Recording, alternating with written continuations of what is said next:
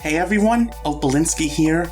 Now this is a rather different kind of video where I'll be talking about recent events in the Object Show community, as this is something that I've seen a lot of people do and want to dip my toe into. Specifically, this video is about the recent announcements about TPOT 20, which are very big for not just BFDI, but also the entire OSC in general. If you're new here and want more videos like this, you should like and subscribe, and let's hop into it. As you've almost certainly heard, on September 18th, Jack and Jellify announced that TPOT 20 will be premiering at select AMC, Cinemark, Marcus, and independent theater locations the night of October 16th for a total of at least 170 theaters, and then published on YouTube on the 17th, the following day. Needless to say, this is a huge leap forward for not just object shows, but also all of indie animation in general, especially since AMC Theaters is the largest movie theater chain in the world, with over 10,000 screens in over 800 theaters. Now this is not the first time an Object Show episode appeared on the big screen outside of meetups, as the movie cut of Inanimate Insanity 2 episodes 16 to 18 was screened at one theater before episode 18 was released on Animation Epic's YouTube channel. The closest TPOT 20 screening location to me is the Towson Cinemark Theater, but sorry folks, I won't be going. While you can watch many indie cartoons on YouTube, a theatrical release means that this episode's going to be very special. Personally, I consider a theatrical debut to be similar in purpose to the BFDI and II meetups and allowing fans to gather and watch new episodes together, but much larger in scope and importance due to its potential to propel BFDI and object shows in general into the mainstream. Since I finished my spiel on the whole BFDI getting a theatrical release thing, it's time to share my thoughts on what will happen in TPOT 20. With one totally screwing the world over and acquiring 2's and 4's powers, she is now seemingly God, omnipotent, unstoppable, and has finally won, making the whole season so far battle for nothing once again. But if we look at II2 episode 17, Steve Cobb seemingly won against MePhone 4 after deleting the show's contestants. However, in episode 18, the contestants were able to escape from Me Afterlife after playing the Red Line game, with only Knife turning into a ghost and a few minor characters becoming deader than dead. And Suitcase wins the season by tricking Cobbs into grabbing a shimmer-shaped bomb, turning him into popcorn and ending his reign of terror. So what do I think this means for TPOT 20? According to the 2025 Meetup Q&A, this episode may focus on the backstories of 1 and 3, along with 1's motives for obtaining the power of 2, and the whereabouts of the other Algebrailians.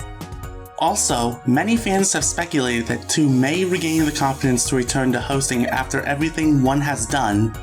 X may battle 1 in space, or even other contestants who've signed 1's contracts may be erased.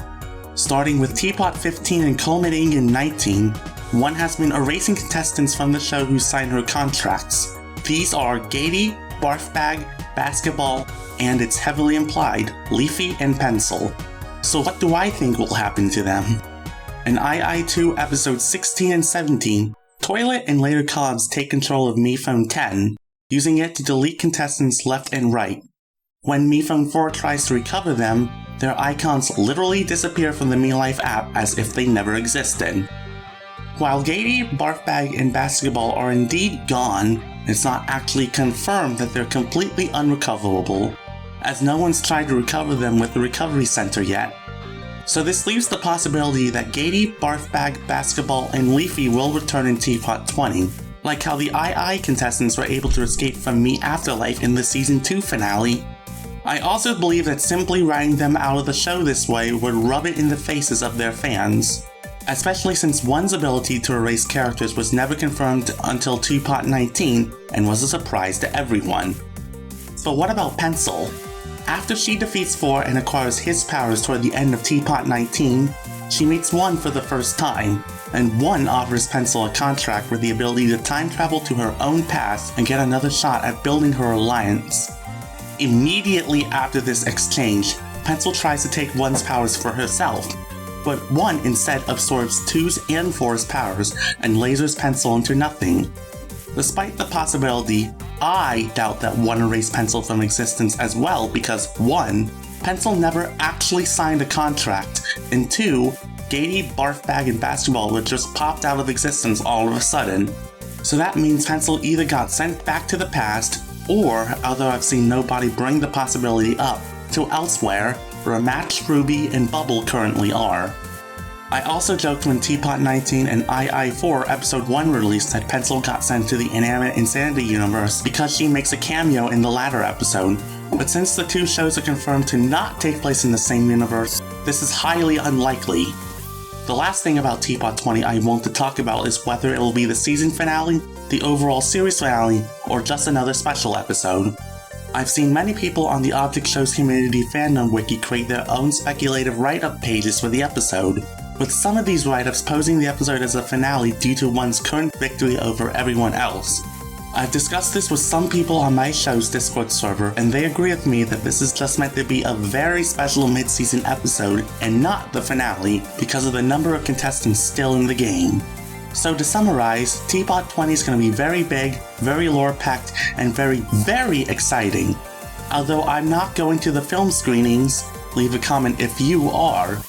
That's it for this video, thank you for your time, and have a good rest of your day.